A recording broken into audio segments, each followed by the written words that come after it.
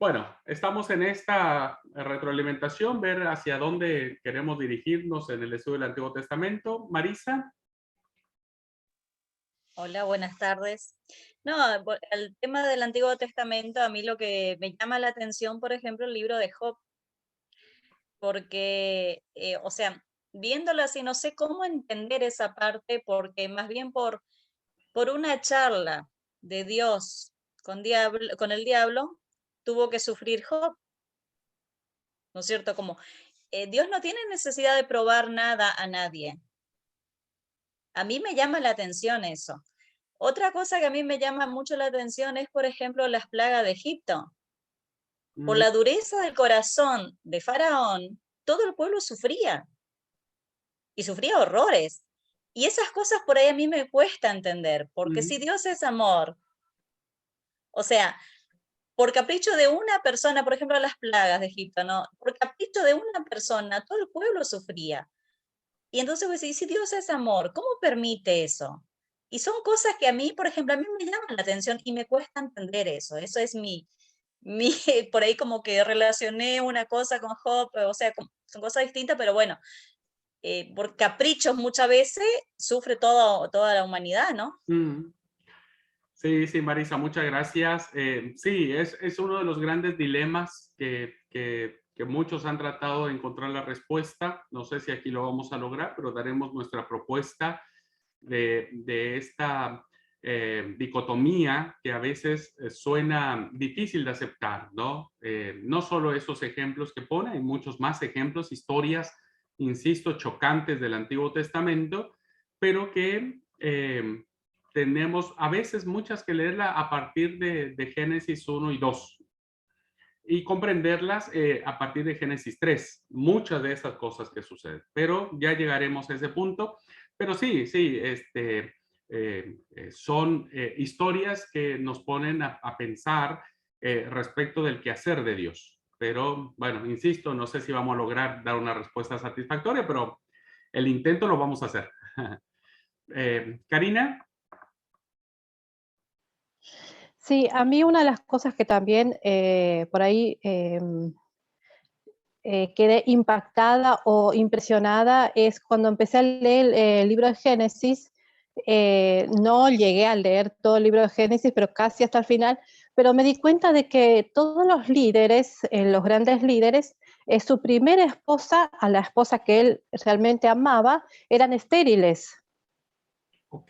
Y así también supongo que seguir leyendo, voy a encontrar a más líderes con el mismo, no sé si decir problema o con la misma historia, que su primera esposa, que a la esposa que él realmente amaban, eran estériles. Eso es como que me dejó pensando. Mm. Sí, muy interesante la observación. La esterilidad es más común de lo que pensamos, ¿eh? Y el tema de la esterilidad puede verse desde distintos ángulos. Evidentemente tiene una connotación muy teológica, porque la esterilidad acompañará todo el texto bíblico, incluso hasta el Nuevo Testamento. Veremos a Elizabeth, por ejemplo, ¿no? Ella era estéril también. La Ana, también la que estaba en el templo, no había tenido hijos también, ¿no? Eh, en fin, es un tema que puede verse desde el punto de vista teológico, que tal vez podríamos tocarlo, no está dentro del plan de estudio tocar ese punto, pero también puede verse desde un punto de vista muy empático de una realidad social que sucedía muy a menudo en las como es en los tiempos bíblicos, y que vuelvo a repetir, eso también hace muy, muy visible hoy, ¿no? Muy, muy actual el tema. Hoy la esterilidad sigue siendo un hecho en muchos matrimonios. Entonces, ¿qué nos dice la Biblia al respecto? Muy interesante tu observación, Karine. Bueno, hermano Pedro decía que a él le llamó la atención la santidad desde el libro del Deuteronomio. Ok. No sé si no era Levítico, Pedro. Deuteronomio sí habla, tiene muchas leyes sobre la santidad. Podría ser, sí, sí, la santidad Es, de la ley. Es una experiencia que tuve con el pastor Enecio Sánchez, creo que es que se llama, Cetina, que Sí, bueno, sí, sí, sí, sí. que él nos ordenaba leer Deuteronomio y tratar de buscar en los capítulos de Deuteronomio cuántas veces estaba la palabra relacionada con el pueblo santo, ¿sí? Con lo que era ese pueblo santo, cómo se había guardado, cuántas cosas eran hasta que también tenían en esos tiempos esa santidad, ¿no? Que eran bien conservadas. Muy bien, gracias Pedro, es correcto. La santidad, a ver, Edesio, un gran erudito bíblico, apasionado del Deuteronomio, siempre apunta hacia reconocer el concepto de la santidad en ese libro, ¿no? Que a veces solamente la vemos en el Levítico, pero que está muy, muy patente en las leyes que aparece en el Deuteronomio, y que me parece muy interesante ese punto porque las leyes de la guerra están incrustadas en el Deuteronomio, y me parece que una de las respuestas que podemos dar, una de las pautas teológicas que podríamos seguir para dar respuesta a eso, puede ser muy bien desde el aspecto de la santidad. Muy bien. Bueno, vamos a hacer un repaso general, hermanos y hermanas, de acomodarnos un poquitito en el tema de ubicarnos en el contexto. Así es que voy a compartir la pantalla. Bien, quiero comentarles que nosotros estamos en la materia que se llama Introducción al Antiguo Testamento. Y como su nombre lo dice, ¿no? Es una introducción. No pretendemos en este curso, ni siquiera en los cursos que vienen, poder abordar el texto bíblico versículo por versículo. No nos alcanzaría, no nos daría para poder hacerlo. El mundo bíblico es muy amplio, convergen muchas disciplinas de las ciencias bíblicas, y por lo tanto no pretendo bajo ninguna circunstancia, porque además no lo sé, abordar la totalidad de, en este caso, el Antiguo Testamento. Lo que sucederá en este curso, hermanos y hermanas, va a suceder en el siguiente curso, que es Introducción al Nuevo Testamento. Estaremos viendo las generalidades más importantes que nos implica el abordaje de estas dos secciones o estos dos testamentos de el canon bíblico, ¿no? Entonces, habrá cosas a las que no lleguemos porque tendrían que ser muy puntuales, tendría que ser incluso parte de un solo curso, ¿no? Un solo libro de la Biblia, por ejemplo, tendría que ser de un solo curso. Pero bueno, eso después tal vez el seminario ofrezca cursos más especializados. Entonces, en este caso, estaremos hablando solamente de las cuestiones muy generales y el conocimiento necesario que podamos tener sobre el Antiguo Testamento. Bien, recordemos, hermanos, que en el tiempo de Jesús había dos Antiguos Testamentos. ¿Lo recuerda? Tenemos la Biblia hebrea o el canon palestinense, que fue el canon que se termina de forjar en la época del Segundo Templo, en la etapa Esdras-Nehemías, y que esta Biblia, ¿no? O este canon es el que nosotros seguimos como confesión protestante.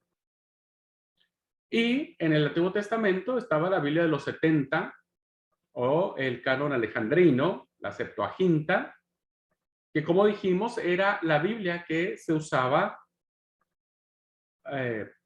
los discípulos, que Jesús conocía y que Pablo también usó muchísimas de las referencias.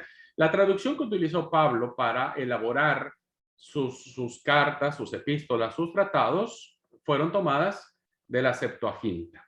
Entonces, debemos siempre diferenciar estos cánones, porque a partir de ahí, ¿no? Si nosotros nos situamos en el canon de Alejandría, sabremos que este era porque estaba incluidos en él los libros deuterocanónicos. En cuanto a la Biblia hebrea, ¿no? Dijimos que es una colección muy diversa de 39 escritos. Le hemos dicho libros, ¿no? 39 libros, pero la verdad es que hay algunos de ellos que no cumplen una característica como tal, porque son muy pequeñitos, ¿no? Mencionaba, por ejemplo, Abdías. Abdías no puede considerarse un libro porque realmente es un fragmento muy pequeño. Jonás es otra historia muy pequeña, ¿no? Ruth, son historias muy pequeñas, pero que nosotros le hemos dado el título de libro. Es muy interesante y es primordial, sumamente primordial, entender que estos 39 escritos que nosotros reconocemos como palabra de Dios fueron escritos de distintas formas.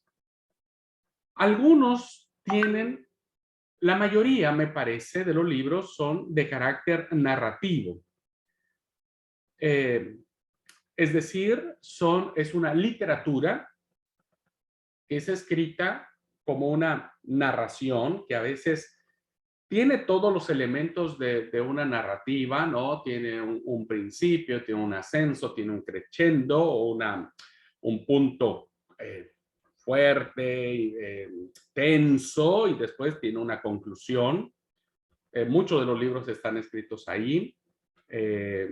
Las historias de los patriarcas son historias narrativas que narran algunos episodios que vivieron los patriarcas, y que va a ser muy importante identificar el texto que nosotros estamos utilizando y saber si es narrativo, si es histórico, es decir, que está dándote algo que sucedió, una fecha, un número, personas, ciudades, culturas, etc. Y tendríamos que discriminar qué partes del texto bíblico está escrito como historia, ¿no? No necesariamente tiene los elementos narrativos de tensión y de conclusión, sino más bien tienen más un aspecto informativo.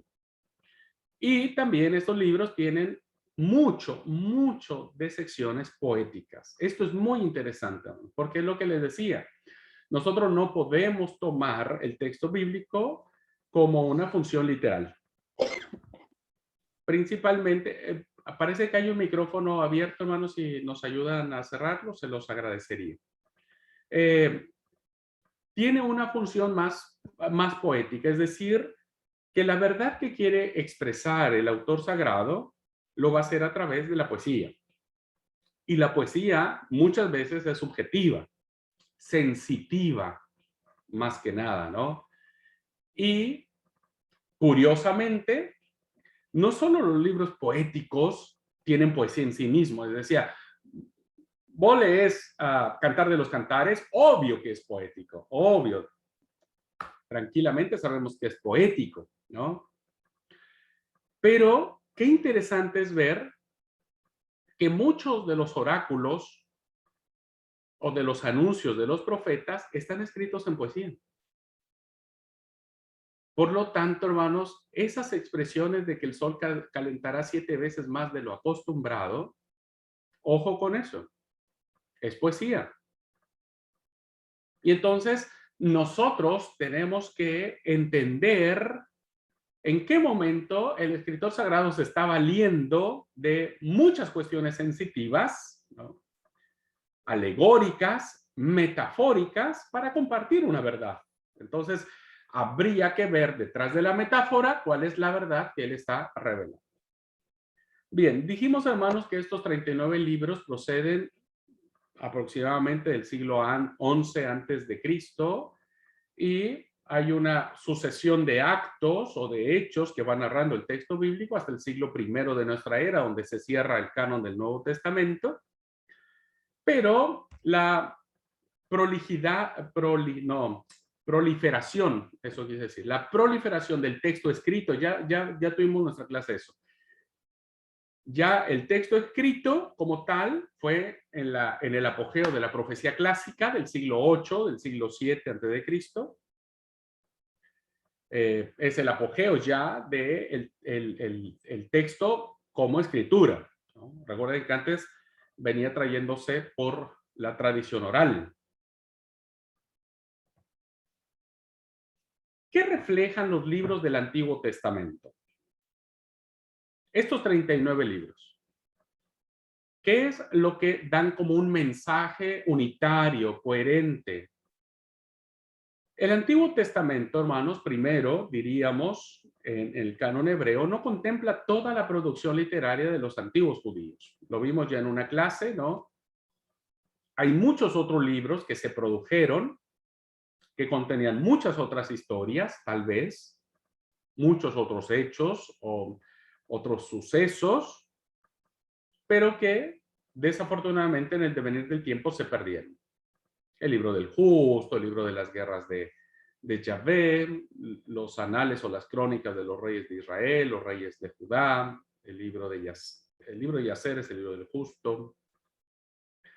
Y entonces podemos decir, hermanos, que lo que nosotros hoy tenemos no refleja la totalidad de la producción literaria que Israel es una cultura como todas las culturas antiguas. Israel es una cultura muy interesante en cuanto a sus conceptos, a sus sabios, a sus profetas, ¿no? Entonces, no sabemos realmente todo lo que pasó en ese tiempo. Lo único que sabemos tiene que ver con los 39 libros que tenemos ahora. Lo que demás pasó, a veces cuando usted lee, por ejemplo, el libro de los reyes, habrá historias de los reyes, de algunos reyes, donde un periodo de 15, 20 años solo se redacta en 3 versículos, en 5 versículos. Obvio que hubo muchas cosas más que sucedieron durante ese tiempo. ¿Qué otra cosa reflejan los libros del Antiguo Testamento? Refleja que este canon no contiene los libros apócrifos. Ya lo explicamos también, estos fueron escritos siglo III, siglo II, y que la comunidad de Palestina no los consideraba como inspirados, ¿no? Porque recuerden que tenía que estar escrito en hebreo y estos habían sido escritos en griego. Estos libros apócrifos, no lo olviden, fueron escritos en la época helénica o en la época griega y por lo tanto pertenecen a la Biblia Septuaginta. ¿Qué otra cosa reflejan los libros del Antiguo Testamento? Debemos saber, hermanos y hermanas, que esta selección de libros que, como ya también dijimos, fue una selección que se fue dando en el devenir del tiempo y que el pueblo poco a poco los fue considerando como palabra de Dios, que no pertenecen a la autoridad de una persona en particular, sino que fueron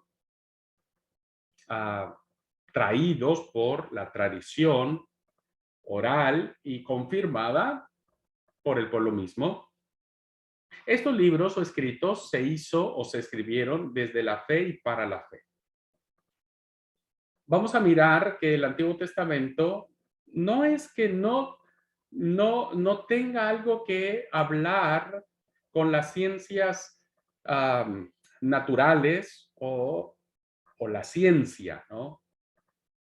Porque el texto bíblico no fue escrito para dar respuestas científicas. Sin embargo, muchas de las cosas que aparecen en el texto bíblico se contemplan en los aspectos científicos.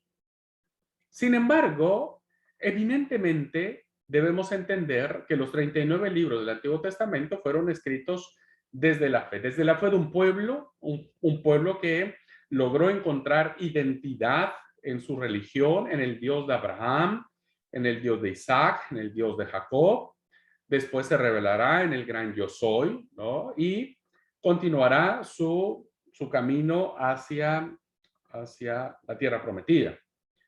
Pero estos escritos, hermanos, no solamente se hacen desde la experiencia religiosa de un pueblo, sino también para establecer la identidad religiosa. No solo la búsqueda de esa identidad, sino el establecimiento de esa identidad religiosa como pueblo de Dios. Era muy importante armar o escribir la historia para un pueblo que necesitaba esta identidad de fe, donde se intenta reflejar la identidad del pueblo siempre desde un punto de vista absolutamente religioso. Y esto ya ustedes lo irán descubriendo en las clases que tengamos, pero también en sus clases de teología, cómo Dios no solo se revela para poder determinar quién es Él, sino también cuáles son sus propósitos. Y eso lo miraremos a través de estos libros. Un aspecto muy esencial es que desde el punto de vista religioso va a tratar la relación del hombre con Dios. Esto va a ser fundamental. La relación del hombre con Dios será el eje, ¿no?, que moverá el mover de Dios, que moverá la respuesta del pueblo, que moverá los pactos de las alianzas, ¿no?, que muchas veces se quebrantan. Y no se quebrantan por Dios. Ojo con eso. Viene un poco a dar la respuesta, ¿no? Dios no es el que permite el sufrimiento, ni quiere el sufrimiento, ya sea por el capricho de una persona o por la desobediencia de otra, sino porque finalmente es el hombre quien termina quebrantando la alianza con Dios. El pacto, el compromiso, ¿no? Tú eres mi especial tesoro y por lo tanto yo soy tu Dios, que es fuerte, celoso y que no le doy mi gloria a nadie más. Pero, ¿qué hizo el hombre? Hizo de todo, ¿no? Miraremos, por ejemplo, en la época de los jueces, este ciclo, ¿no?, de idolatría, pecado, idolatría, sometimiento del pueblo por una nación extranjera, claman a Dios por salvación, Dios provee un libertador, a un juez, el juez salva al pueblo, libera al pueblo, hay un periodo de paz que tiene ese juez y después volvemos otra vez al mismo ciclo. Entonces, va a ser muy interesante, hermanos, notar que este será uno de los puntos que los profetas van a remachar siempre, ¿no? Los profetas le van a decir al pueblo, el pueblo va a preguntar, ¿por qué nos pasa esto? Y el profeta va a decir, porque han roto el pacto de la alianza. ¿Por qué nos pasa hoy tantas cosas? Porque desobedecemos a Dios. O sea, es así de simple, ¿no? Complejo en sus consecuencias, sí, pero así de simple entender. O sea, si nosotros seguimos la obediencia, entonces todo sale bien. No todo. Ya veremos que hay algunas cosas que aun cuando obedecemos, como Job, se enfrentó a un castigo, a un mal. ¿Qué refleja más los libros del Antiguo Testamento? Cada vez que nosotros nos vamos a sentar a contemplar estos 39 libros, ¿qué va a contribuir a la identidad del pueblo eminentemente en un aspecto muy político? ¿Cuál fue realmente la decisión del pueblo de pasar de una teocracia a una monarquía? El interés político. Porque el pueblo había mirado a su alrededor que los demás pueblos tenían sus reyes y tenían los reyes sus ejércitos. Y estos reyes negociaban y estos reyes hacían pactos, hacían diplomacia, había mucha diplomacia como lo es hoy, ¿no? Entonces, ¿qué fue lo que movió al pueblo para romper la teocracia? Es decir, el gobierno de Dios sobre el pueblo para que un hombre finalmente fuera rey sobre el pueblo, el interés político. ¿Qué fue lo que pasó con las con las componendas de Saúl, con David, cuestiones políticas, los valientes de David,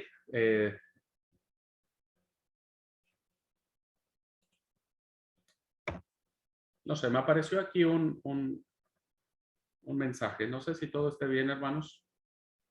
Algo que los participantes no podrían hacer. ¿No? Bueno. No alcanza a leer bien. Bien, entonces decía que el pueblo, ¿no?, tiene una identidad y principalmente tiene que ver con muchas cuestiones políticas. Salomón es un experto en eso. El reino dividido tendrá que ver mucho con la cuestión económica, con los impuestos que hoy estamos sufriendo, principalmente los argentinos, ¿no? Y que tiene que ver, a partir de eso, lograr una hegemonía política, afianzarse en el trono, en el poder de los gobernantes en turno, que hizo que muchas de las historias tuviesen que ensalzar al rey. Mucho de las historias. Y evidentemente, entonces, la historia tenía que escribirse mucho más en cuanto a la línea davídica, y por eso es que muy poco sabemos de Saúl, aun cuando es el primer rey, y lo poco que sabemos de Saúl es para mal, es para mal realmente, porque a Saúl siempre lo hemos pintado mal. Y David no, David es otra cosa, y aun cuando hizo algo malo, pero David seguirá siendo como que, porque ahí se establece el mesianismo, ¿no? La línea mesiánica, el concepto mesiánico en la figura de David. Pero el aspecto político será muy importante. También, hermanos, es muy importante el Antiguo Testamento porque en su aspecto geográfico, la identidad del pueblo está basada sí o sí en sus tribus. Sí o sí. Entonces, las tribus empiezan a tomar un papel muy, muy importante. 12 tribus, 12 que vienen de los hijos de Jacob, ¿no? José vendrá a establecer 2 tribus más con sus hijos, Manasés y Efraín. Pero la repartición de los pueblos, por eso cuando ustedes leían, por ejemplo, Josué, números que tiene que ver mucho con los censos, mucho con las familias, Josué que tiene que ver mucho con la repartición de la tierra, uno dice, bueno, ¿yo para qué quiero eso, leer eso? Está bien, si no lo quiere leer, no lo lea, solamente el que tienes que saber que eso es muy importante, porque para el pueblo de Israel, el hecho de pertenecer a un suelo, a un espacio, vienen de estar alejados de su tierra, diríamos, muchos años cautivos en Egipto. Entonces necesitan afianzar su identidad con base en sus límites geográficos. Por eso la repartición de la tierra es muy importante, muy, muy importante, porque eso a ellos les va a dar identidad, crearán sus propias confederaciones de sus tribus, ¿no? De cómo, con quién se van a aliar, con quién sí, con quién no. Por eso el reino del sur se establece con 2 tribus, Judá, Benjamín. Las tribus del norte serán las tribus restantes. En fin, deberemos notar que para el redactor del Antiguo Testamento, la repartición de la tierra será muy, muy, muy importante. Veremos eso de manera permanente. Y esta tradición que se arrastrará milenariamente de las 12 tribus, se establecerá en el Nuevo Testamento con los 12 apóstoles emulando a las 12 tribus, y el Apocalipsis retomará hablar de las 12 tribus, ¿no? Con los 144,000 señalados, aun cuando el Apocalipsis escribe, el reino del norte ya había desaparecido miles de años atrás, pero la tradición de las tribus, de las 12 tribus, irá acompañando todo el texto bíblico. Uno más. Qué interesante, hermanos, este aspecto del Antiguo Testamento, que tiene que ver con sus aspectos culturales, ¿no? Con sus aspectos culturales. Ya que en el Antiguo Testamento vemos reflejado mucho de la cosmovisión que se tenía en aquellos tiempos, ¿no? Cosmovisión que hoy no es muy difícil. El libro de los Proverbios es uno de los libros muy, muy rico en la tradición cultural, cultural. Hay un refrán que, no sé, hoy a la luz del feminismo no se escucharía bien. Más vale vivir en el rincón de la azotea que dentro de la casa con mujer pendenciera. No voy a decir mucho al respecto. No voy a decir mucho al respecto, pero me parece el que escribió este proverbio lo escribió por experiencia propia. Me imagino al proverbista, ¿viste? Sentado en la azotea de su casa diciendo, ¿cómo le hago para transmitir esto que me está pasando? Y dijo, bueno, voy a escribir esto. Y dijo, más vale vivir en la azotea, ¿viste? Allá donde nadie me ve, que dentro de mi casa con una mujer que cada rato me está molestando. Pero bueno, está en la Biblia, está allí, es el texto bíblico, ¿no? Representaba mucho el concepto que tenía la mujer en aquel tiempo, pero mejor ya no digo más nada. Pero bueno, a ver, es interesante saber que en los aspectos culturales hay pocas cosas que se hablan sobre los hombres y desafortunadamente se habla mucho más de las mujeres, ¿no? La mujer parece ser que en el texto bíblico tiene que ver más con lo malo, ¿no?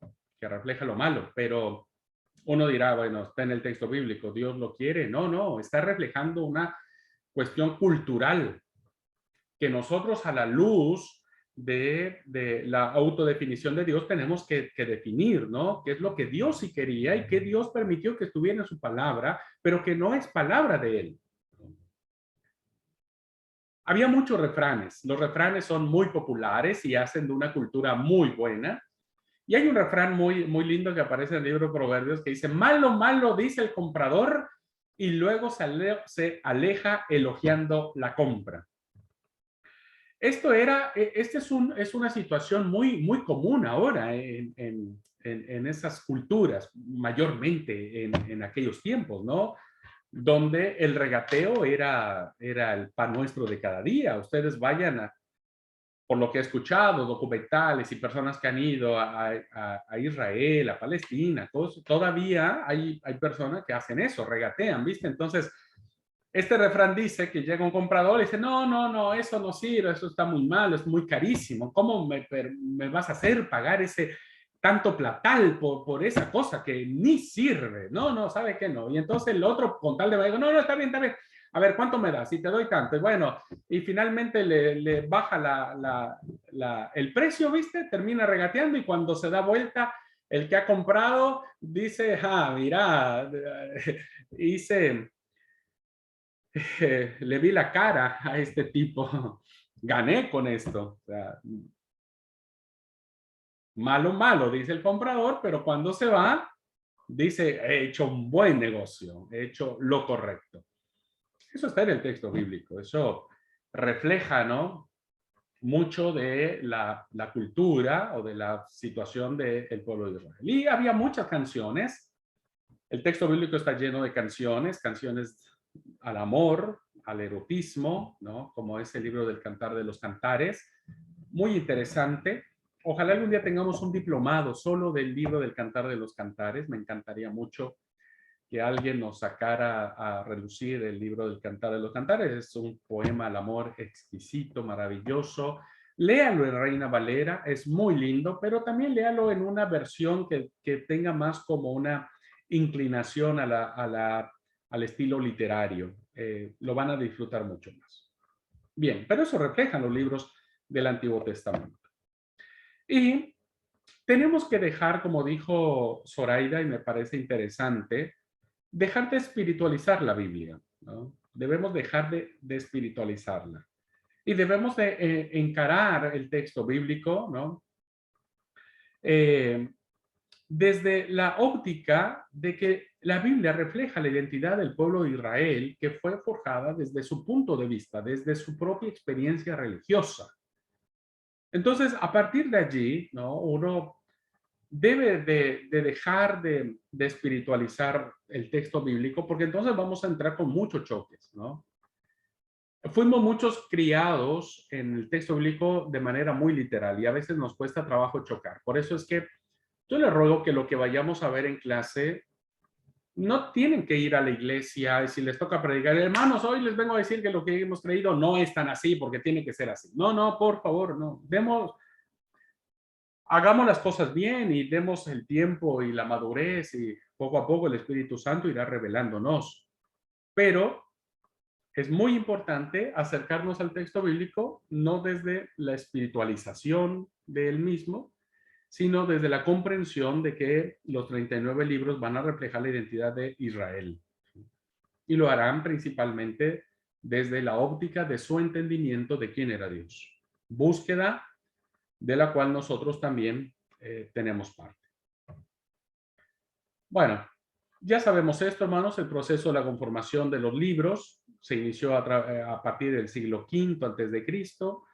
Las secciones son el Pentateuco, los profetas históricos escritos. Los iremos viendo por cursos, no los vamos a ver de jalón. Vamos a tener un curso de Pentateuco, otro de profetas, etcétera. Sabemos que la Biblia hebrea se constituye en las tres secciones, en los Nevi'im, la Torá, los Nevi'im, los Ketuvim. Dijimos que los criterios que se utilizaron para el canon hebreo es que tenía que haber sido escrito en hebreo, arameo. Y bueno, hay muchos escritores que dicen que no entraron los deuterocanónicos porque los fariseos tenían problema con los macabeos. Entonces, como los fariseos tenían mucha influencia, terminaron excluyendo los libros apócrifos, principalmente el libro de los macabeos. Cuando hablamos de la Biblia cristiana o la Biblia Septuaginta, porque era la que leyeron las primeras comunidades, estaba traducida al griego, que era el idioma universal, el griego koiné, el idioma internacional. Este se escribe en Alejandría, también ya lo vimos, solo estamos haciendo un repaso. Lutero fue el que dijo que había de tener solo la Biblia hebrea. Dijo, bueno, palabra de Dios es inspirada los 39 libros. Los apócrifos son buenos para la lectura, pero hasta ahí nada más. Eso dijo Lutero, siglo XVI. En el mismo siglo, la Iglesia Católica tuvo que organizar el Concilio de Trento, y ahí ellos haciendo una contrarreforma, ¿no? Tratando de ver cómo hacían para pelear con los reformadores, ellos tomaron a la tradición y a la Biblia como su estandarte. Dijeron, bueno, la tradición debe mantenerse, la tradición de la Iglesia y la Biblia también, y los libros apócrifos los reconocemos como inspirados. Las diferencias que existen entre uno y otro, hermanos, de los cánones, ¿no? Es que la Biblia hebrea tiene 39 libros, la Septuaginta 46. La Biblia hebrea es un canon cerrado. Ya para los judíos no hay más Biblia hebrea, hermanos. Ahí ya quedó en la Tanakh. Para ellos ya está cerrado el canon, no hay más inspiración, no hay más revelación, no hay nada más. Pero en el caso de la Biblia de los 70, es un canon abierto, porque se incorpora el Nuevo Testamento. Y nosotros creemos que el Nuevo Testamento también es palabra de Dios. 27 libros que lo conforman. Para los judíos, la Torá es lo más importante. Eso lo expliqué en una clase. Principalmente, la Torá será como el Santísimo para la Iglesia Católica. Sin embargo, para nosotros los cristianos, no hay ninguna sección de la Biblia que sea más importante, todo tiene el mismo valor, aun cuando en la práctica ya expliqué que muchos no nos gusta el Antiguo Testamento y solo queremos hablar del Nuevo, pero esa es una visión muy, muy parcial, porque no se puede entender el Nuevo Testamento sin conocer el mensaje del Antiguo, ¿no? Otra diferencia es que los judíos le dan un valor muy importante al Levítico, al menos en su momento, porque el Levítico tenía que ver con las funciones de los sacerdotes en el templo, las leyes de santidad, que estaban centrados en el culto. Por eso está en el medio. Vieron que Levítico no cuenta ninguna historia. Entonces, alguna que otra, pero en su mayoría tiene que ver más con las reglas de santidades, porque está en medio. O sea, el número 5, en medio, Levítico, es muy importante para ellos, porque tenía que ver con los aspectos cultuales. Se destruye el segundo templo en el año 70 y ya no tiene más valor o importancia el libro de Levítico. Y bueno, la diferencia entre una y otra es que fueron escritas en lenguajes diferentes. Bien, esto ya lo vimos, hermanos, cómo llegaron los libros a nuestras manos a través de manuscritos, de códices. Bien, termino entonces la clase con esto. Y vamos a tener algunas clases reflexionando algunos de los problemas que plantea la lectura del Antiguo Testamento. Y uno de los problemas que nos vamos a enfrentar es que en la Biblia no hay santos, o sea, santos en el sentido de personas perfectas. Todos tienen fallos, o sea, todos tienen errores garrafales, o sea, terribles, hermanos, terribles, terribles, terribles. Y entonces vamos a mirar cómo un libro que se supone que es santo, que es sagrado, contiene historias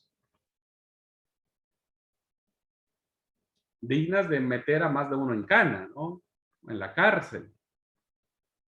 Qué interesante eso, ¿no? O sea, cuando hablamos de que tienen fallos, siempre pobre David nos viene a la mente, pero hay un montón, hermanos, hay un montón de reyes. Manasés fue uno de los reyes más terribles que hubo, ¿no? Abraham que niega a la esposa y dice que es la hermana. Moisés que trata de justificarse en su tartamudez. Bueno, cuestiones como esas. Tamar que se mete con el suegro para preservar la descendencia. En fin, las hijas de Lot, ¿no? Que tienen relaciones con su papá. Entonces, hay esas historias que vamos a tener que enfrentarnos. Y bueno, ¿cómo debemos encarar esas vivencias humanas, ¿no? A la luz de un texto tan sagrado como sabemos que es el texto bíblico? El segundo problema que plantea la lectura del Antiguo Testamento es la imagen de Dios, que es lo que ya hablamos un poquitito, ¿no? No entiendo a ese Dios que si es amor, permite esto, a un Dios que ordena matanza, a un Dios que dice esto, un Dios que permite lo otro. Entonces, la imagen de Dios siempre va a estar allí como muy en tensión, muy en tensión. Entonces, habrá muchos que mirarán, insisto, como lo hizo Marción, a un Jehová enojado, iracundo, que derrama fuego y azufre, Sodoma y Gomorra, que manda a la osa a matar a 40 jóvenes porque le llamaron pelón al profeta. En fin, estaremos planteando algunos asuntos que tienen que ver con quién es Dios en el texto bíblico. Y uno de los problemas más que tenemos en la lectura del Antiguo Testamento tiene que ver es que tenemos palabras de hombres, ¿no? El texto bíblico siempre decimos que es palabra de Dios, pero no todo es palabra de Dios. Es decir, dentro de la palabra de Dios hay palabras humanas, hay palabras de hombres que no pueden ser bajo ninguna circunstancia palabra de Dios, pero que están allí en el texto bíblico y se hace a partir de la libertad que Dios le ha dado al ser humano, ¿no? Pero miraremos eso, gracias a Dios no son tantas palabras de hombre que aparecen, ¿no? Pero hay algunas que si se le atribuyen a Dios, entonces ahí tenemos un grave problema ético, religioso y lo que gusten y manden. Todos tenemos una imagen diferente de Dios. Todos tenemos una imagen que que es diferente, y esta es una de las pautas de interpretación al texto. No lo olviden, lo vamos a tomar en cuenta. Si ahorita yo les pregunto, hermanos, escúchenme, si yo les pregunto, ¿quién es Dios para cada uno de ustedes? Les puedo asegurar que habrá 20 visiones diferentes de quién es Dios. Para algunos Dios será amoroso, para otros Dios será amigo, para otros será juez, para otros será... Hay diversas visiones o imágenes diferentes de Dios. Eso mismo pasa en el texto bíblico y veremos que los redactores sagrados tenían visiones e imágenes, diferentes de Dios. Y entonces, dependiendo la imagen que el escritor sagrado tenía de Dios, es como lo escribe en el texto bíblico, pero eso no significa que sea Dios. Dios tiene que verse en la totalidad de su revelación. Ya vamos a ver algunos ejemplos. Cuando el escritor sagrado dice, y Dios mandó que todos muriesen y se fueran asesinados y demás, es muy probable que el escritor en ese momento, su imagen de Dios haya sido la imagen de un Dios, ¿no? Que sea vengativo, ¿no? Y que nadie podría estar por encima de su santidad. Pero esa es la visión del autor. Esa es la imagen que el autor en ese momento está teniendo y la está plasmando. Porque en otro lado vemos a otro autor que dice, no, para mí. Mi imagen de Dios no es ese Dios. Mi imagen de Dios es un Dios amoroso, un Dios que incluye a muchas personas, etc. Entonces, ya iremos planteando algunas de las cosas que nos presenta la lectura del Antiguo Testamento. ¿Okay? Muy bien. Bueno, hasta aquí, hermanos, es como cerramos este tema de la introducción de lo que vamos a ver en nuestro curso. Ustedes solamente disfrútenlo. Ustedes disfrútenlo. Disfruten el texto bíblico. Y dejen que el Espíritu Santo haga esa acción transformadora. Y les puedo asegurar que más allá de la calificación que tengan, a veces un 6 en materias difíciles como esta saben a 10. Creo que lo más importante es lo que puede producir en nosotros el acercarnos al texto bíblico que es el Antiguo Testamento. ¿Ok? Bien, ¿alguna pregunta, hermanos? ¿Algún comentario antes de terminar la clase? Hermano, a mí se me ocurre decir que esto va a ser un estudio revolucionario, pero para bendición. Sí, va a ser un estudio muy, muy revolucionario en el sentido de que hay cosas que, bueno, nosotros mismos vamos a tener que tomar una postura, ¿no? Y que creo que ante eso tenemos que responder. Eso es lo interesante de esto. ¿Alguien más, hermanos? Hermano, ¿van a haber foros, ensayos o solo los cuestionarios? Sinceramente, No me hermanos, gustó, no me gustó esa expresión. Alvarito, dale tiempo al hermano, tranquilo.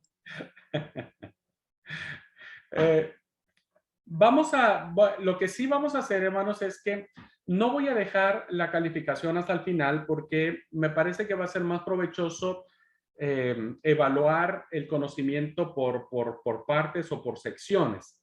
Entonces, no va a haber un examen final, va a haber exámenes parciales y la suma de esos parciales vamos a tener la calificación final. Entonces, para que no sean 40 preguntas de un golpe, de un tajo, sino sean 10, por ejemplo, y entonces dosificamos un poco el tema, ¿ok?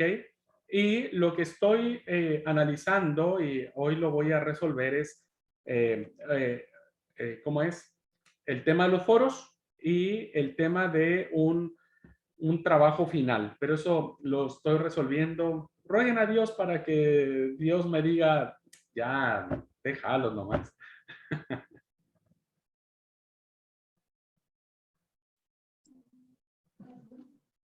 Liti.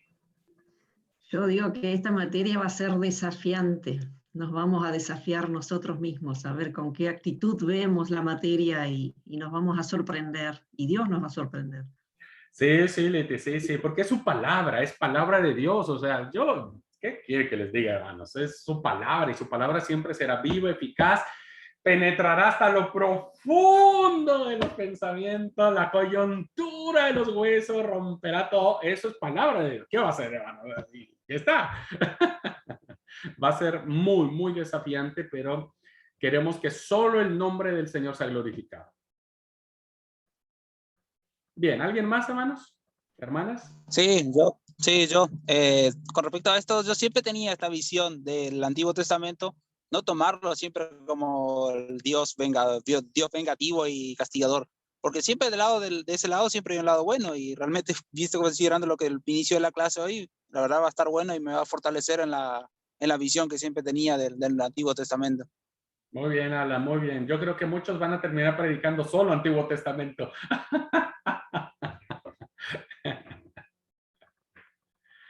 Muy bien. Bueno, si no hay nada más, voy a terminar la grabación.